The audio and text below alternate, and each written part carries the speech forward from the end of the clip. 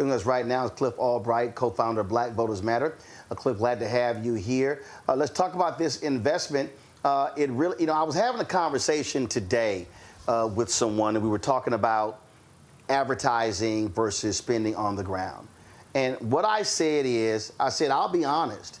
I said, I think part of the problem, and I've said this for years, that a lot of these campaigns, a lot of these PACs, a lot of these parties, they spend so much money on media. And we're in media, and I'm not saying media is not important. I said, but you sort of reach a point where you've oversaturated the market with television ads, radio ads, billboards. At the end of the day, though, you got to touch people. You got to actually be going precinct to precinct. You got to have a strong ground game. That's really the difference between winning and losing, not who runs the most ads on the air. No, you're exactly right, Roland. We'll be doing a little bit of ads and in different forms, radio and billboard, not TV, right? Because that's too doggone expensive and doesn't have the impact that we need. Some social media videos. So we'll be doing some of that stuff. But the majority of our spend that we'll be doing in these battleground states, it's on the ground, right? It's going towards things like door knocks. It's going towards phone banks, and it's going towards texting. It's going towards like special events, like like our bus tours. Our bus has been rolling all over the country. Even just today, we were in Georgia at a couple of places, up in Philly at a couple of places. And that's not to mention our baby buses that we have rolling around. And creating excitement, right? At the end of the day, it's about the information, it's about knowing the laws and being able to get past the voter suppression, but it's also about creating some kind of excitement to make people want to participate. And not just to make people want to participate, but to make them want to go tell 5 people, tell 10 people. And so we're putting the vast majority of our spend on the grounds, in the streets, at these events, polling place parties, special concerts and tailgates to mobilize voters and all of that.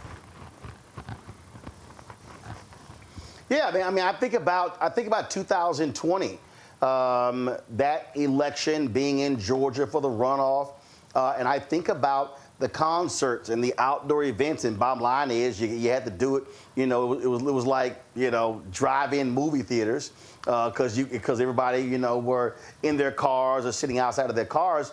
But the bottom line is, you were touching people, you were reaching folks, and again, it's studying data.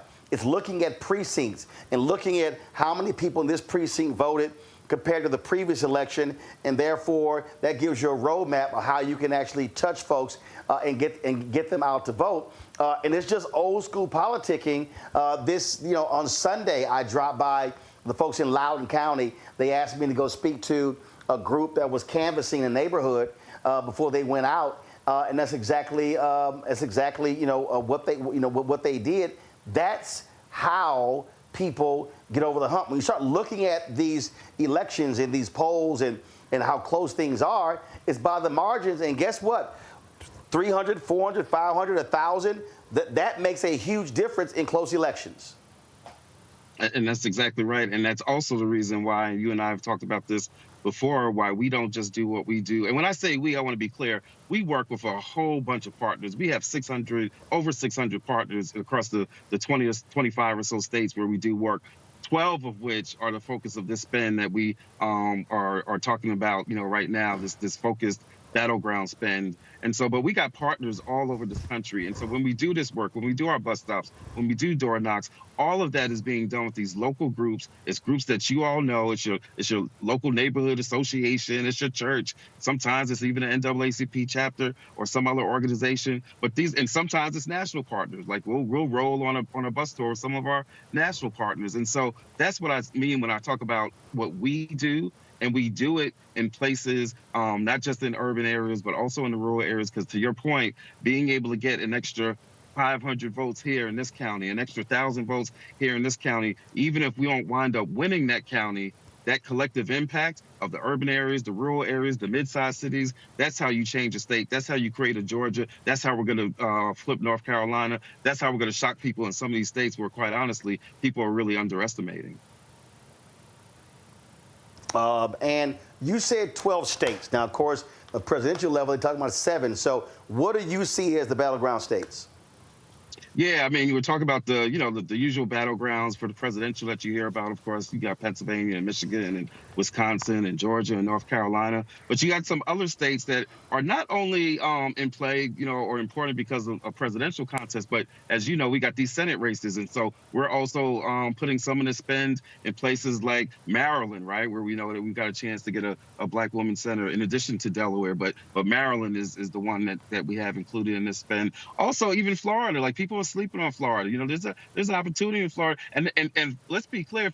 Even some in the Haitian community in Florida that traditionally aren't very active, because sometimes you have a feeling of all these elections, that's not our thing. We're new immigrants, right?